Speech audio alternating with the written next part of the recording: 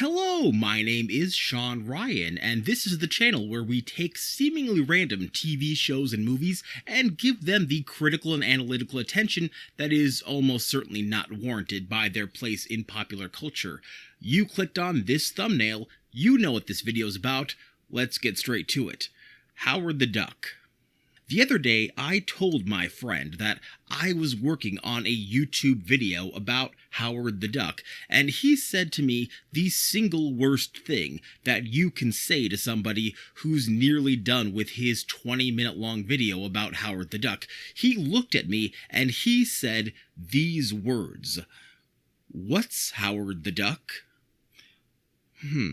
It was then that I realized that basically my entire video was written from a place that assumed that everyone who was watching was already aware of who Howard the Duck is, of what Howard the Duck is, of the general vibe and tone of Howard the Duck as a concept. But as I watched him react to the scene where Leah Thompson's character makes love to Howard the Duck, which I didn't make him watch, it was a free choice that he made, he pushed the button, I just pointed him towards it, but as I watched the expression on his face as he watched this scene, I realized that to a great many people out there, Howard the Duck is completely unknown. By the way, as I say this, I realize just how lucky I am that this channel passed 400 subscribers recently, and I realize that if I really wanted to make it to 500, I'd probably talk about something more popular like the new Sonic the Hedgehog movie, but that's not what this channel is about, and much like the director of Howard the Duck, I will not compromise my principles. And the fact that you freely clicked on this video fills me with absurd amounts of joy. But back to the point, we must begin, of course, with this. 1. What is Howard the Duck? What a loaded question. Okay, well, Howard the Duck is a 1986 film produced by George Lucas. And to answer a few of your questions right out of the gate, no, this isn't a different George Lucas. This isn't like the time when a guy named Joel Cohen made No Country for Old Men and a guy named Joel Cohen wrote Garfield the Movie. This George Lucas is exactly who you're thinking of. Secondly, no, this isn't animated. Don Bluth had no hand in this. Don't write to him with your questions. He doesn't have any answers for you. And finally, based on my brief description of a scene where a half-naked woman lies in bed with a duck, you might assume this was meant for an older audience.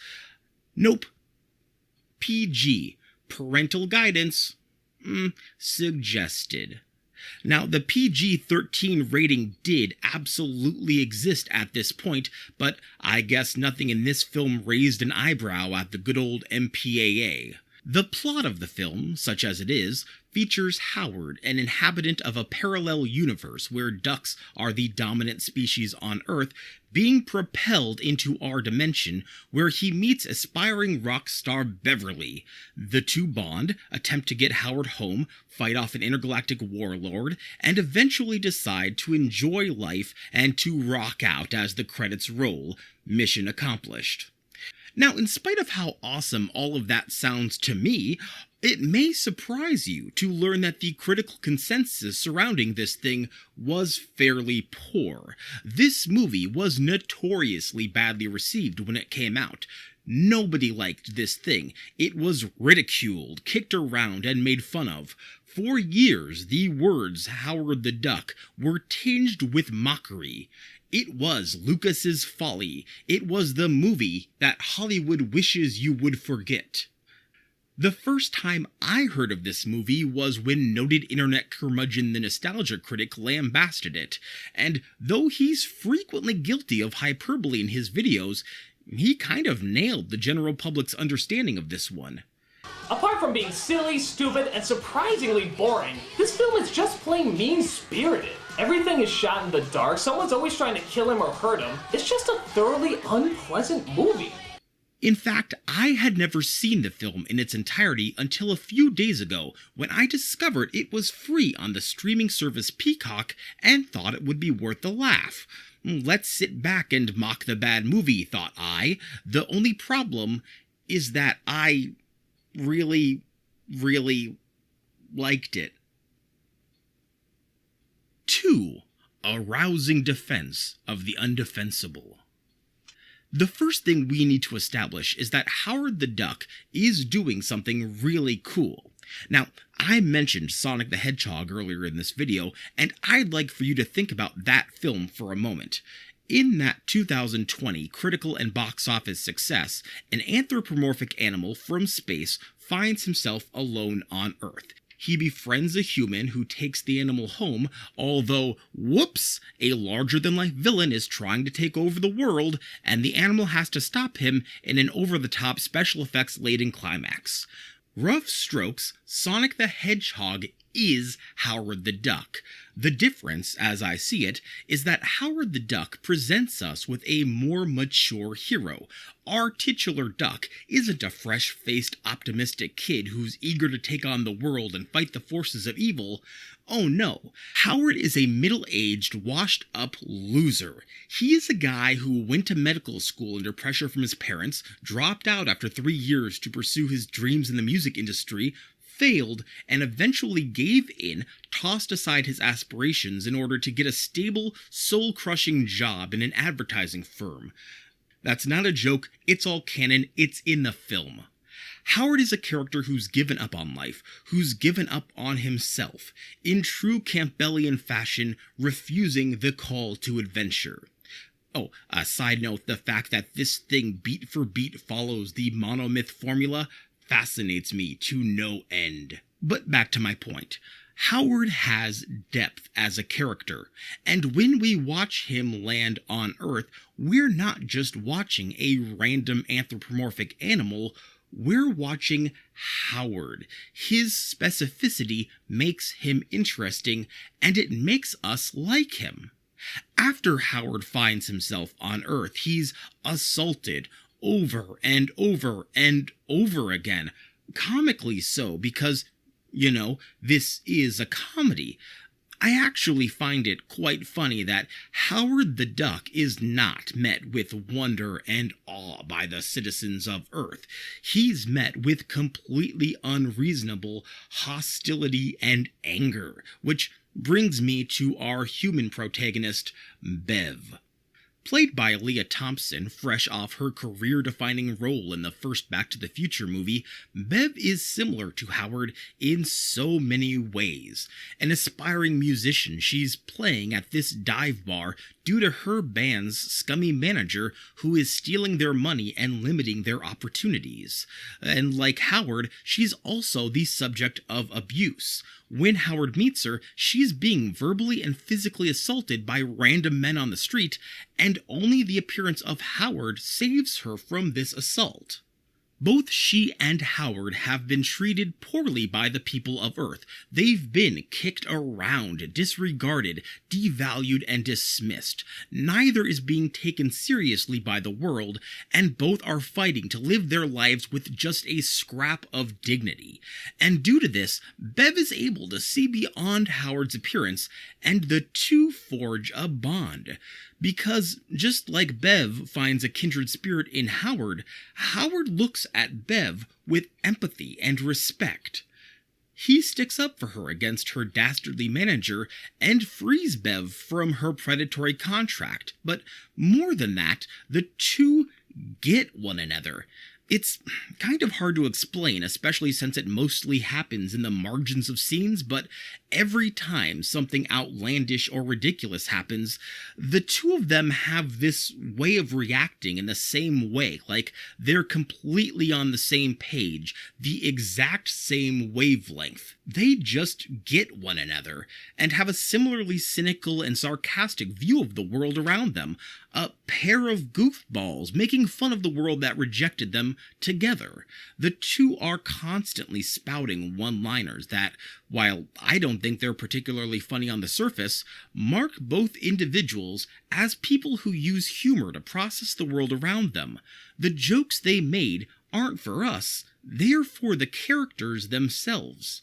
They just can't help themselves but riff whatever situation they're met with.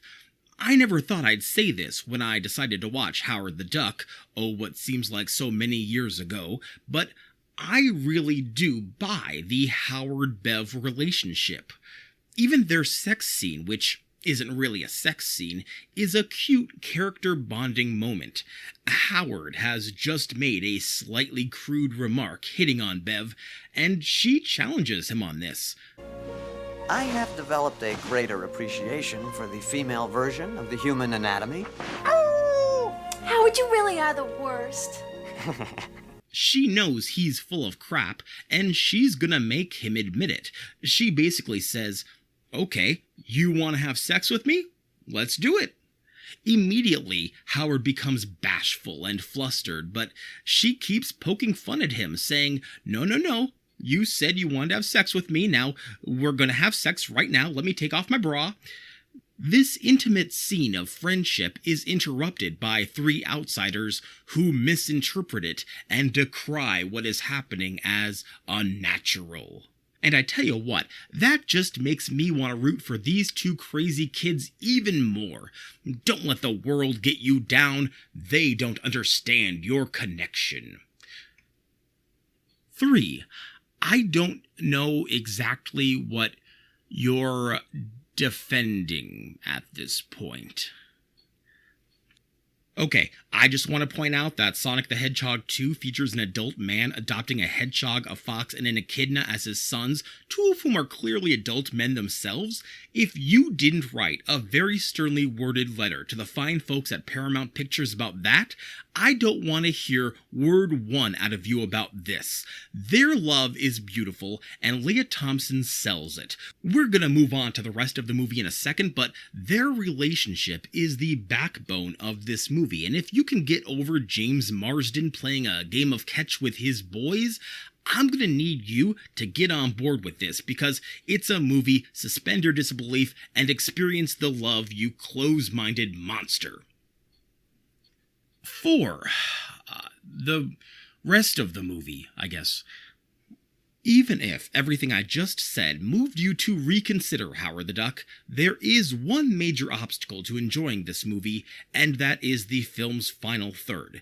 In it, the space laser that brought Howard to Earth accidentally brings back a monstrous dark overlord of the universe.